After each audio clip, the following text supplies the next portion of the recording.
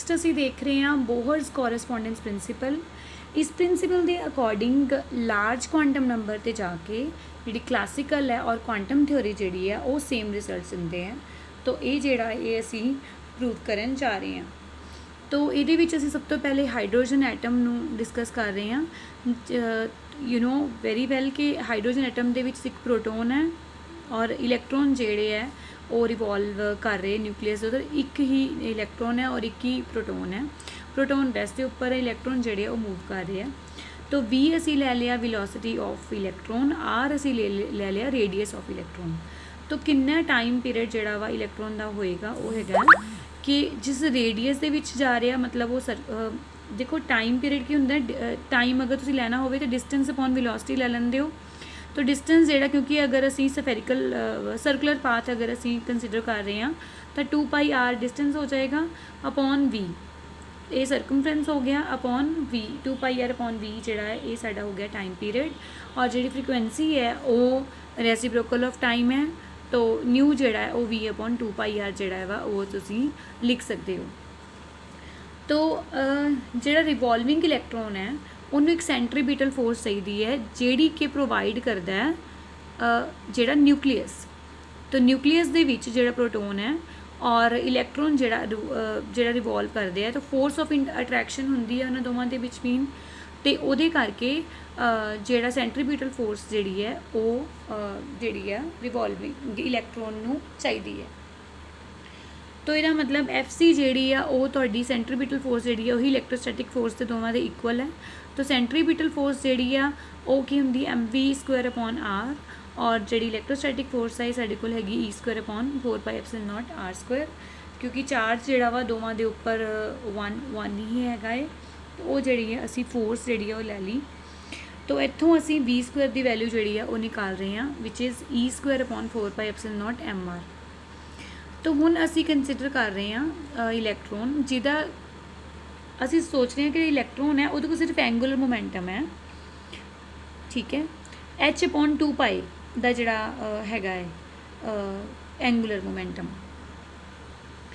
तो angular momentum नू असी लिख लिया NH अपॉन 2π और इत्थों V की वैल्यू जी असी निकाली है NH अपॉन 2πrm। तो v² जोड़ा वा वो असी निकाल लिया n² h² upon 4π² r² m²।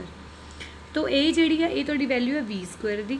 असी पिछली इक्वेशन भी की है जिहदे विच असी v² की वैल्यू निकाली है।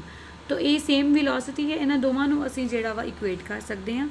असी इन्हां दोनां नूं जिहड़ा वा इत्थों इक्वेट कर रहे हैं और इत्थों r की वैल्यू जी है वो निकाल रहे हैं। तो r की जी वैल्यू है वो असी निकाल ली है और हुण असी डिवाइड कर रहे हैं equation 2 by equation 3। So this is your equation 2 and this is your equation 3।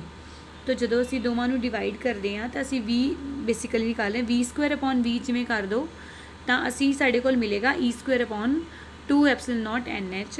ये तुहाडा इस तरह आया कि इक्वेशन 2 जी है तुहाडे कोल हैगी है v² is equal to e² upon 4πε0mr और इनू असी इक्वेशन 3 यानी कि ये डिवाइड करना है। अगर तुसी इनू V दे नाल डिवाइड कर दोगे और ये वाली चीज़ क्योंकि डिवाइड हो रही है इधर जाके भी तो रेसिप्रोकल हो जाएगी 2πrm अपॉन NH।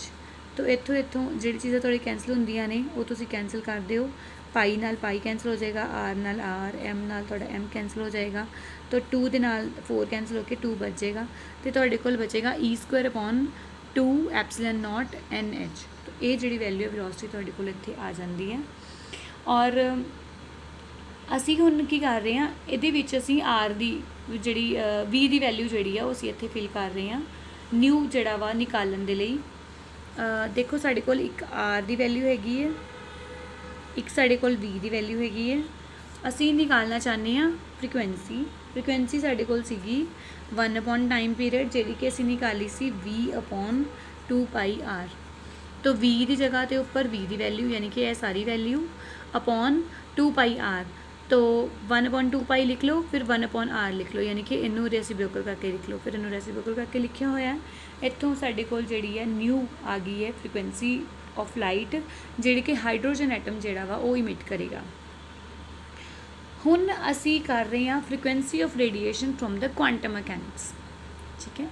ਤੋ ਅਕੋਰਡਿੰਗ ਟੂ ਬੋਹਰਸ ਥਿਓਰੀ ਜਿਹੜੀ ਹਾਈਡਰੋਜਨ ਐਟਮ ਦੀ ਹੈ ਉਹਦੇ ਅਕੋਰਡਿੰਗ ਜਿਹੜਾ ਇਲੈਕਟ੍ਰੋਨ ਹੈ ਜਦੋਂ NI ਯਾਨੀ ਕਿ ਹਾਇਰ ਲੈਵਲ ਤੋਂ ਲੋਅਰ ਲੈਵਲ 'ਤੇ ਜਾਂਦਾ ਹੈ, ਤੋਂ ਸਟਾਰਟ ਹੋ ਰਿਹਾ ਇਨੀਸ਼ੀਅਲ ਟੂ ਫਾਈਨਲ ਲੈਵਲ 'ਤੇ ਜਾਂਦਾ ਹੈ, ਅਤੇ ਉਹ ਉਦੋਂ ਇਮਿਟ ਕਰਦਾ ਹੈ ਫੋਟੋਨ ਜਿਹਦੀ ਫ੍ਰੀਕੁਐਂਸੀ ਇਹ ਹੁੰਦੀ ਹੈ। ਅਸੀਂ ਲਾਸਟ ਰਿਲੇਸ਼ਨਸ਼ਿਪ ਜਿਹੜੇ ਉਹ ਦੇਖੇ ਹੋਏ ਨੇ। ਸਪੋਜ਼ ਹੁਣ ਕਰ ਲਈਏ ਵੀ N ਦੀ ਵੈਲਿਊ 1 ਤੋਂ ਬਹੁਤ ਜ਼ਿਆਦਾ ਹੈ, ਠੀਕ ਹੈ। NF ਦੀ ਵੈਲਿਊ N ਹੈ, NI ਦੀ ਵੈਲਿਊ N+1 ਮਤਲਬ ਇੱਕ ਲੈਵਲ ਜਿਹੜਾ ਵਾ ਉਸ ਤੋਂ ਉੱਪਰ ਹੈਗਾ ਹੈ। ਤੋ ਇਹਨੂੰ ਅਸੀਂ ਲਿਖ ਲਈਏ 1/n² - 1/n+1 ਦਾ ਸਕੁਆਇਰ। ਫਿਰ ਇਹਨੂੰ ਜਿਹੜਾ ਵਾ ਇਹਦਾ ਐਲਸੀਐਮ ਲੈ ਲਿਆ ਅਸੀਂ, ਇਹਨੂੰ ਥੋੜ੍ਹਾ ਸੋਲਵ ਕੀਤਾ, ਤਾਂ ਉਹਨੂੰ ਸੋਲਵ ਕਰਕੇ ਸਾਡੇ ਕੋਲ ਇਹ ਆਉਂਦਾ ਹੈ। ਹੁਣ ਅਸੀਂ ਇੱਥੇ ਕੰਡੀਸ਼ਨ ਲਗਾ ਰਹੇ ਹਾਂ ਵੀ ਸਾਡੇ ਕੋਲ ਕੁਆਂਟਮ ਨੰਬਰ ਬਹੁਤ ਲਾਰਜ ਹੈ। ਤੋ ਕੁਆਂਟਮ ਨੰਬਰ ਅਗਰ ਅਸੀਂ ਲਾਰਜ ਕੰਸੀਡਰ ਕਰ ਰਹੇ ਹਾਂ, N ਦੀ ਵੈਲਿਊ 1 ਤੋਂ ਬਹੁਤ ਜ਼ਿਆਦਾ ਵੱਡੀ ਹੈ, ਤਾਂ ਫਿਰ ਦੇਖੋ 2n+1 ਜਿਹੜਾ ਹੈ ਉਹ 2n ਦੇ ਇਕੁਅਲ ਹੀ ਹੋ ਜਾਏਗਾ। 1 ਐਡ ਕਰਨ ਦੇ ਨਾਲ ਜ਼ਿਆਦਾ ਫਰਕ ਜਿਹੜਾ ਉਹ ਨਹੀਂ ਪਏਗਾ। ਸਿਮਿਲਰਲੀ n+1 ਦਾ ਜਿਹੜਾ ਸਕੁਆਇਰ ਹੈ ਉਹ n² ਦੇ ਇਕੁਅਲ ਹੀ ਹੋ ਜਾਏਗਾ ਆਲਮੋਸਟ। ਤੋ ਇਹਦੀ ਜਗ੍ਹਾ 'ਤੇ ਅਸੀਂ 2n ਲਿਖ ਸਕਦੇ ਹਾਂ, ਇਹਦੀ ਜਗ੍ਹਾ 'ਤੇ ਅਸੀਂ n² ਜਿਹੜਾ ਵਾ ਉਹ n² ਜਿਹੜਾ ਇੱਥੇ ਲਿਖ ਸਕਦੇ ਹਾਂ। ਤੋ ਉੱਥੋਂ ਤੁਸੀਂ n² ਦੇ ਨਾਲ n² ਮਲਟੀਪਲਾਈ ਹੋ ਕੇ n⁴ ਬਣ ਜਾਂਦਾ ਹੈ, ਅਤੇ ਸਾਡੇ ਕੋਲ ਇਹ ਜਿਹੜਾ ਨਿਊ ਹੈ ਇਹ ਆ ਜਾਂਦਾ। ਇੱਥੇ n ਕੈਂਸਲ ਵੀ ਹੋ ਜਾਏਗਾ ਅਤੇ n ਦਾ ਕਿਊਬ ਬਣ ਜਾਏਗਾ। ਹੁਣ ਤੁਸੀਂ ਦੇਖ ਸਕਦੇ ਹੋ ਇਹ ਉਹੀ ਵਾਲੀ ਫ੍ਰੀਕੁਐਂਸੀ ਹੈ ਜਿਹੜੀ ਕਿ ਅਸੀਂ ਕਲਾਸੀਕਲ ਜਿਹੜੀ ਹੈ ਥਿਓਰੀ ਲਗਾ ਕੇ KMVR = ਇਹ ਵਾਲਾ ਫੈਕਟਰ ਲਗਾ ਕੇ ਅਸੀਂ ਜਿਹੜੀ ਹੈ ਫ੍ਰੀਕੁਐਂਸੀ ਜਿਹੜੀ ਹੈ ਨਿਕਾਲੀ ਸੀ। ਸੌਰੀ ਦਿਸ ਫ੍ਰੀਕੁਐਂਸੀ, ਇਹ ਵਾਲੀ ਜਿਹੜੀ ਫ੍ਰੀਕੁਐਂਸੀ ਹੈ ਹੁਣ ਇਹ ਜਿਹੜੀ ਹੈ ਉਹ ਇਸ ਫ੍ਰੀਕੁਐਂਸੀ ਦੇ ਇਕੁਅਲ ਹੈ। ਤੋ ਅਸੀਂ ਦੇਖਦੇ ਹਾਂ ਕਿ ਕਲਾਸੀਕਲ ਔਰ ਕੁਆਂਟਮ ਜਿਹੜੀ ਫਿਜ਼ਿਕਸ ਹੈ ਉਹ ਦੋਨੋਂ ਸੇਮ ਰਿਜ਼ਲਟਸ ਦਿੰਦੇ ਹੈ। ਕਦੋਂ? ਜਦੋਂ ਕੁਆਂਟਮ ਨੰਬਰ ਜਿਹੜਾ ਹੈ ਉਹ ਬਹੁਤ ਜ਼ਿਆਦਾ ਲਾਰਜ ਹੁੰਦਾ ਹੈ।